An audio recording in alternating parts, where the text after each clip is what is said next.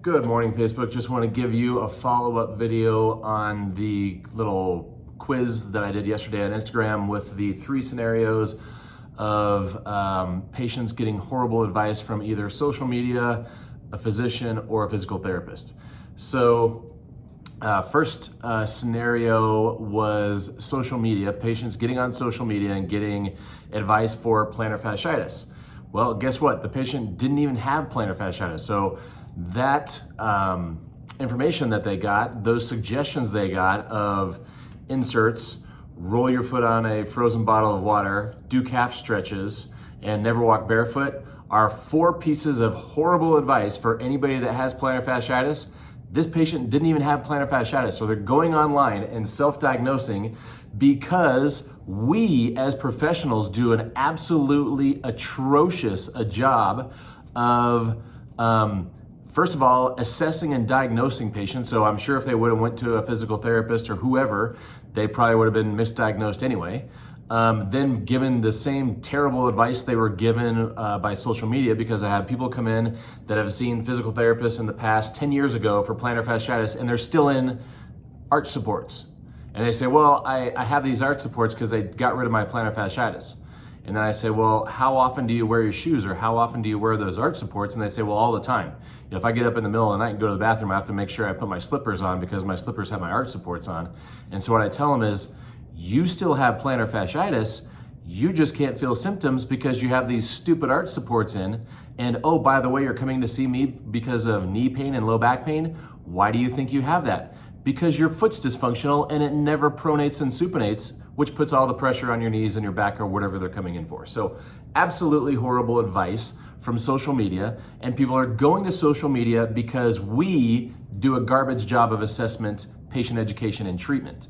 So what I did with that patient is, first of all, let them know you don't have plantar fasciitis. Second of all, took the inserts out of their shoes, tell them to get rid of those.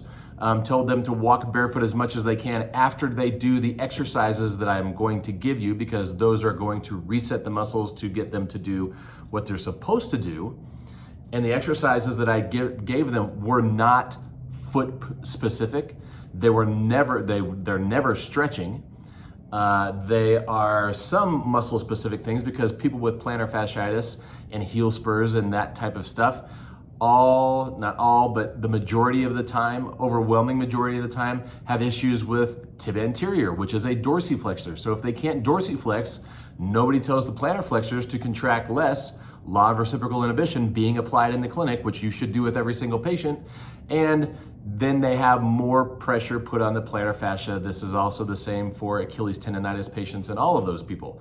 If you get them to dorsiflex, get tibia anterior to kick on, now you have reciprocal inhibition of the plantar flexors. The pressure is off of the plantar fascia because now it can lengthen as it accepts load from the foot, which it's supposed to do, which it doesn't do if all you do is put them in an insert, and most of the problem fixed. Now, after we do those, then we have them walk and squat and lunge walk and crossover walk and all those things to get their foot to move in aplanar motion while loaded, pronating and supinating, transferring load. So that's what they should be doing, but instead they go to social media. Second scenario was a low back pain patient, which was came in after they saw physical therapy. Low back pain, so obviously if somebody has low back pain, you need to massage their low back and probably stretch their hamstrings. Tell them don't ever get out of a neutral spine, because that's just terrible. Don't bend over to pick things up. You should be keeping a straight back and squat down and keep everything in line. And then when you turn with a load, make sure you turn and keep everything locked in neutral, because that's how we move. Horrible advice. Absolutely terrible advice. Patients should never be in lumbar neutral because you never are in lumbar neutral. The only time you're in lumbar neutral is when you're passing through it, going from flexion to extension, rotation to rotation, side bend to side bend, and all those aplanar motions in between. The amount of time that you are in lumbar neutral when you are functioning normally is a split second. You're passing through it.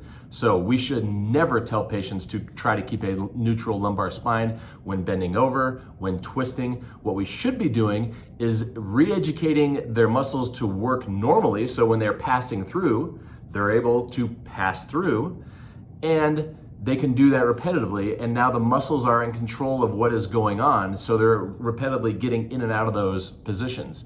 The more you restrict people, the more you tell people don't work out, don't bend over, don't bend your knees, don't let your knees go over your toes, don't reach over your head, whatever, you just made them worse. Stop doing that. So that's horrible advice from a physical therapist, the physical therapist. So what should we be doing with patients with low back problems? Assess everything. That means take their shoes off and make sure they don't have inserts. See the last post.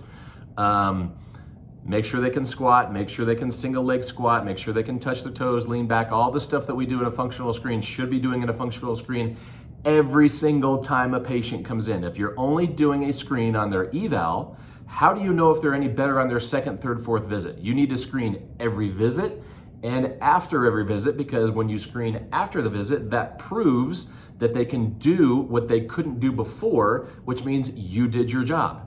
And you should be telling them to go back to doing normal things, not shrinking what they're doing.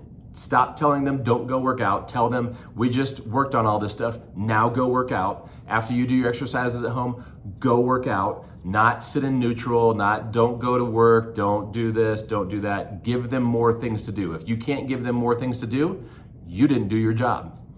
And now the last one. This got a lot of response from this one with DMs, but this is a physician in town who's absolutely atrocious. He screws up everybody that goes to see him, but he's the gatekeeper for the biggest orthopedic group in Northern Colorado. So the physicians love him because people come in with some run-of-the-mill nothing.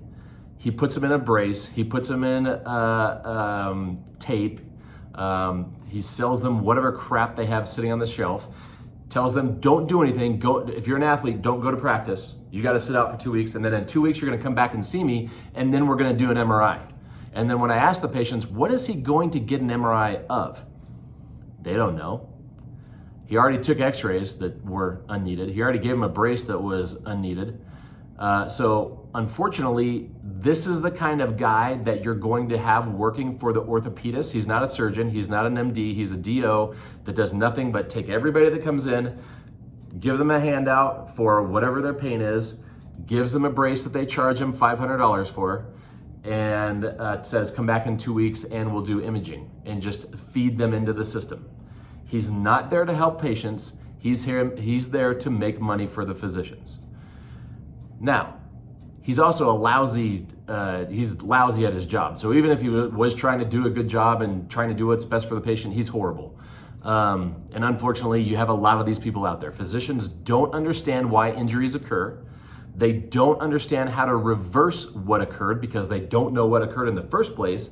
So the only thing they can do is hand out braces, hand out medication, tell people to rest, give them a handout for whatever garbage protocol diagnosis they came in with.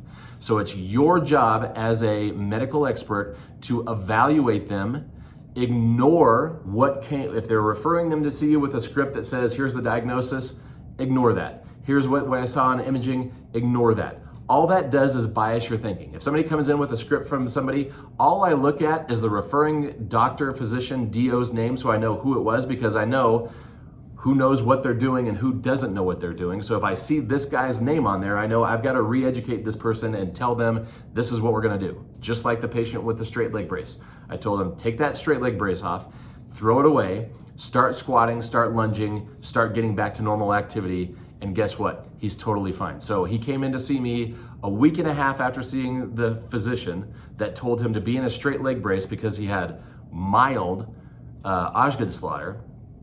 Fortunately, I saw him a week and a half into the 6 weeks that he was supposed to be in the brace, told him to throw that away, start doing these exercises, be more active, let's gradually get back into full soccer, and saw him a week after that, follow up, no symptoms, no problem, no brace.